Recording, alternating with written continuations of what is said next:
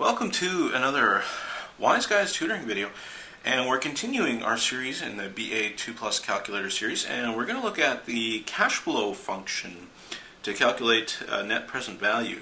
So we're going to look at the cash flow function and the net present value function of the calculator. Now, when you have a cash flow question, the important thing to do is to set up your timeline. So that's the first thing you have to do, is set up your timeline. So we need to read through the question and set up our timeline based on the information from the question. The startup costs for a new product will require the outlay of $700,000 today and another $700,000 in 1 year. The product will hit the market in the beginning of year 3 and produce profits of $400,000 at the end of each of the next 5 years. The company will sell the product at the end of the 5-year production run for $300,000. If the company's rate of return is 12%, should you go ahead and produce the product? Alright, so if we go back to the top, the startup cost requires us to pay $700,000 today and another $700,000 in 1 year. Now, the product will not hit the market until the beginning of year 3 and produce profits of $400,000 for the next 5 years. And at the end of each of the next 5 years. The company will sell the product at the end of the 5-year production for $300,000, so we're going to sell it at the end for $300,000. If the company's rate of return is 12%, should you go ahead and produce the product? Okay, so let's draw a timeline. First thing is it says today we have to pay out $700,000. And then in 1 year we have to pay out another $700,000. Okay, so I'm using negatives because they're outflows of money. Now, we have to remember that the product will not reach the market until the beginning of year 3. So, nothing is going out, there's no money going out in year 2, and no money coming in year 2. And then early in year 3, so right about here somewhere, this is where the product will hit the market, and then we will produce profits of $400,000 for the next 5 years. So for year 3, year 4, year 5, year 6, and year 7, we will produce profits of $400,000.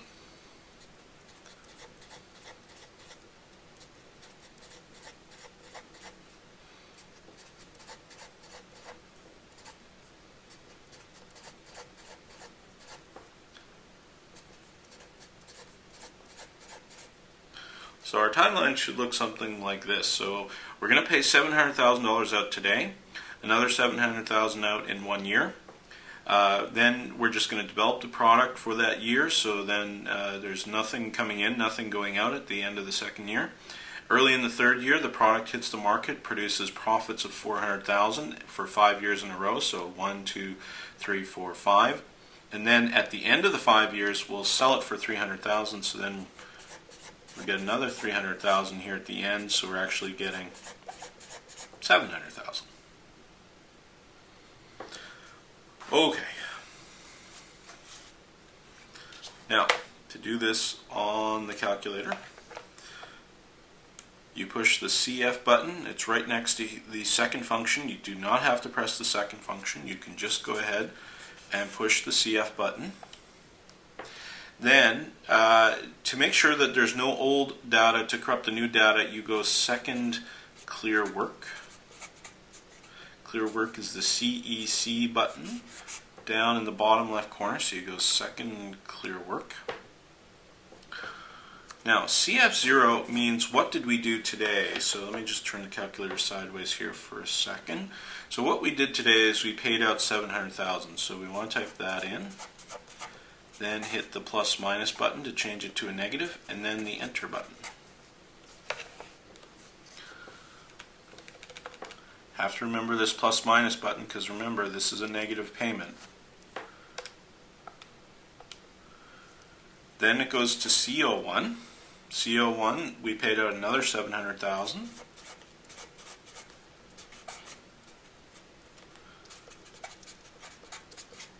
So again, 700,000 negative, enter, down.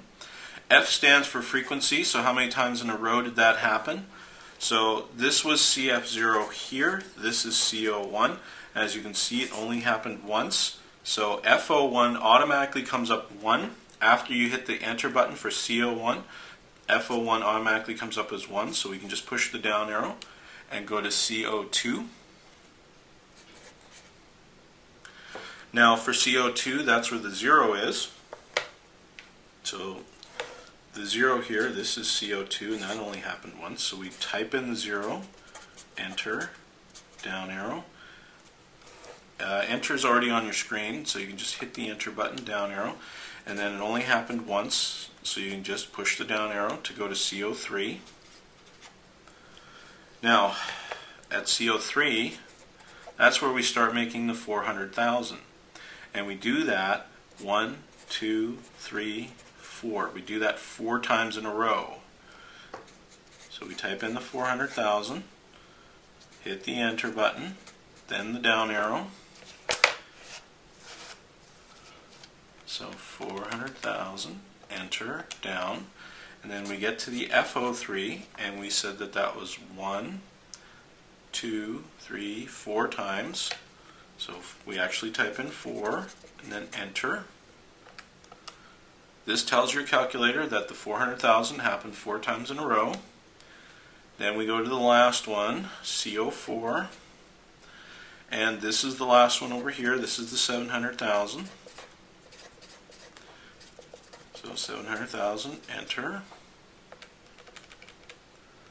down arrow, and that happened just once, so we just leave that as 1.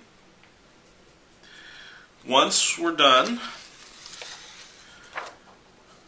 we then hit the NPV button. NPV button's right next to the CF button. You just go ahead and hit that. It's not a second function. You can just hit the NPV button.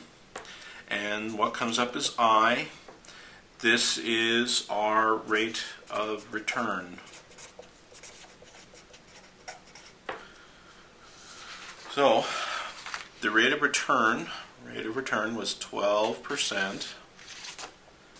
So for I, we type in the 12, enter, the down arrow. This brings us to NPV. This stands for net present value. And what your calculator will do is it'll take all the information in the cash flow and turn it into a present value amount. So, but you've got to hit the compute to do that. So what you do is hit compute, and it'll take all the information in the cash flow function and change it to a present value. So I just hit compute. I get a negative answer. I get negative $39,813.03 since it's a 028. The 8 rounds the 2 up to 3 cents. Now, when you're computing net present value, what you want is a 0 or positive answer.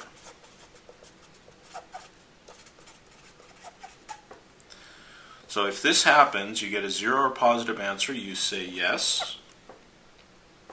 If you get a negative answer,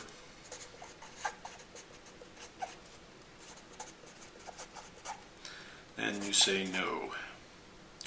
Our answer was negative $39,813.03. So should the company go ahead with this product?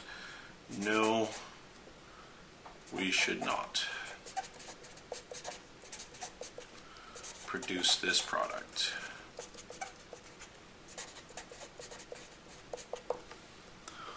All right. So that is the cash flow function and the net present value function of your calculator. This has been another presentation of the Wise Guys tutoring videos. If you have any problems, you can get a hold of Ron Hammerling in the Learning Assistance Center. Thank you, and have a good day.